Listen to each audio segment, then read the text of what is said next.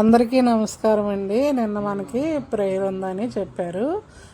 మన చర్చిలో రత్నం అని ఒక అమ్మాయి వాళ్ళ అన్నయ్య పడిపోయి గడ్డం తెగిపోతే చాలా బ్లడ్ పోయి చెవిలో నుంచి కూడా బ్లడ్ వచ్చేసిందంట. ఇంకా ఆ టైంలో తనకి ఏం తోయక ప్రేయర్ అయితే పెట్టించుకుంటాను తండ్రి, మా అన్నయ్య బ్రతకాలి అని చెప్పి చిన్న ప్రేయర్ చేసుకుందంట. ఇంక దేవుడి కృపను బట్టి వాళ్ళ అన్నయ్యకి 18 కుట్లు పడ్డాయి, కానీ బ్లడ్ వచ్చేసినా సరే దేవుడు మరి ఆ బిడ్డ పట్ల కార్యం చేశాడు.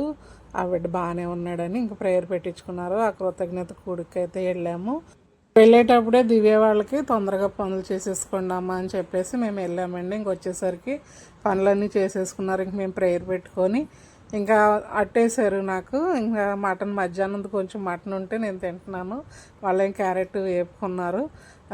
అందరం భోంచేసేస్తున్నామండి. ఇది నిన్న మన ఇంట్లో జరిగిన విషయం. ఉంటానండి. బాయ్ అండి.